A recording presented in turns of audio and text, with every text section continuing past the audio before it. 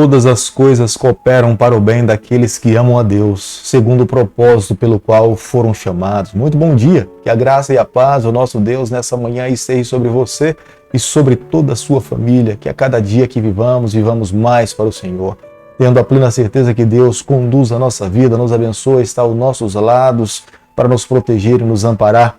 Que hoje se cumpra em nossa vida a palavra do Senhor, que os anjos do Senhor se acampam ao redor daqueles que o temem e os livram. Quero, nesse momento, convidar você a refletir numa parte da Bíblia, o livro de Provérbios, capítulo 14, verso 27, onde a Bíblia diz o seguinte: o temor do Senhor é fonte de vida para evitar os laços da morte. Provérbios, capítulo 14, o versículo 27. O temor do Senhor é princípios de vida para evitar os laços da morte. Quando seguimos os princípios do Senhor, nós podemos ter a plena certeza, é um muro de proteção para nos salvar, para nos amparar, para nos conceder a vitória. Quando nós andamos fora desse muro, nos tornamos vulneráveis para sermos atacados pelo nosso adversário. A cada dia nesse canal, nós estudamos um capítulo da palavra do Senhor. E nessa manhã eu quero convidar você a ter nas mãos a palavra de Deus no livro de Salmo, capítulo 101, o versículo 1. Cantarei a bondade e a justiça, a ti, Senhor, cantarei.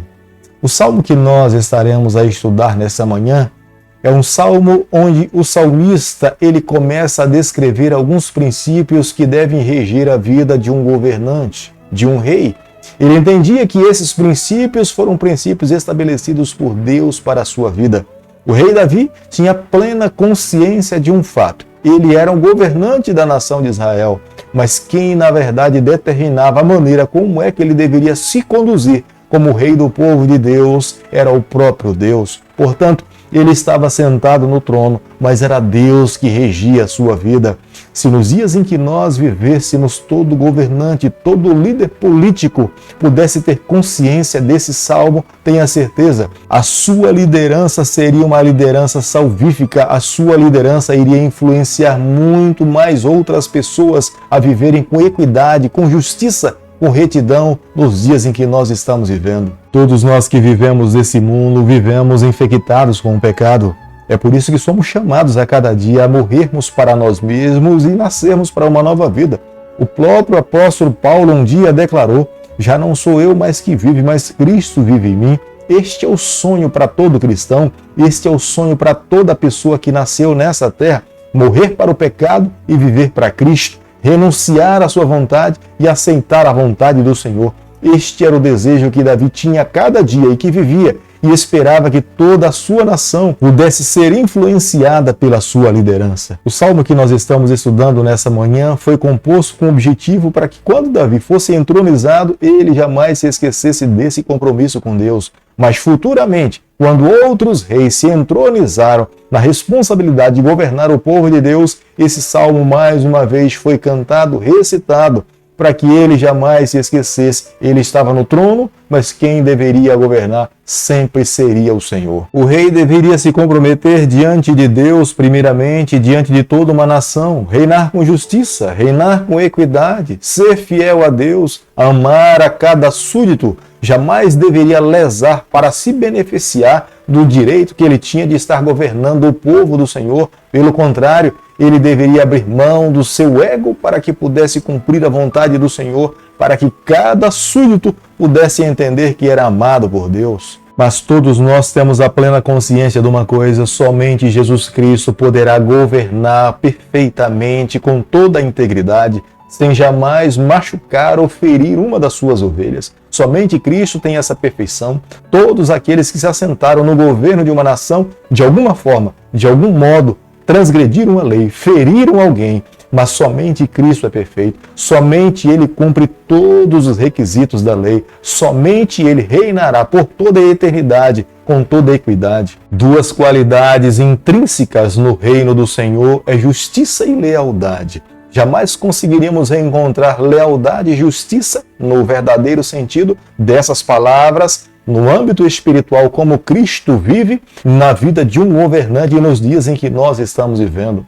É a razão pela qual Davi faz um convite direto a Deus: quando virás me acudir, Era o momento que Davi tinha para clamar a bênção de Deus, olhando para a sua incapacidade. Humildemente, diante do seu grande Deus, Davi clama para que Deus possa ser o seu maior auxílio. Ele lhe supra com o poder do Espírito Santo para que ele tenha sabedoria para governar, para conduzir com lealdade e com justiça todos os casos que viessem às suas mãos. A oração, na verdade, na vida de Davi era um desabafo diário que ele tinha, reconhecendo a sua incapacidade, reconhecendo a majestade do seu Deus e a sua justiça e a sua lealdade. Ele só poderia se debruçar diante desse grande Deus. Davi estava comprometido com a sua casa, com a sua família. Ele mesmo falava que iria repudiar todo o mal para viver as verdades do Senhor. Ele queria que através da sua família outras famílias fossem abençoadas. Era um propósito assumido diante de Deus e diante de toda uma nação. Como todas as famílias que vivem nesse mundo hoje, que conhecem a verdade do Senhor, deveriam viver. Cada um de nós deveríamos também assumir o mesmo compromisso.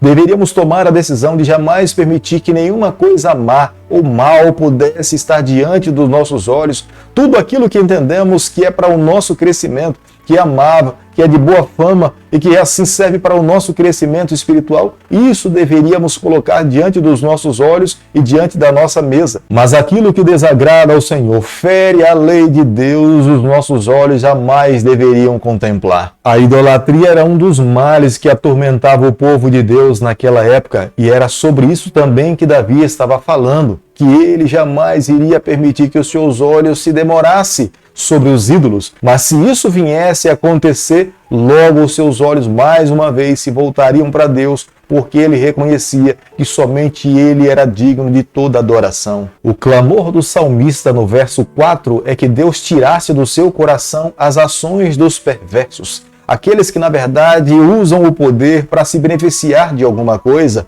Ele sabia claramente que Deus julgaria todas essas ações. O perverso jamais conseguiria achar graça diante de Deus. Ele seria punido diante das ações injustas, diante daqueles que eram seus súditos. O coração soberbo jamais conseguirá ver em Deus como sendo o seu Criador. O coração soberbo acredita que é ele mesmo capaz de viver uma vida feliz nessa terra, independente do Senhor. Um coração humilde se humilha, se debruça, se prostra diante do seu Criador e está disposto a seguir as suas orientações e as suas leis para viver uma vida feliz, e Deus lhe abençoa.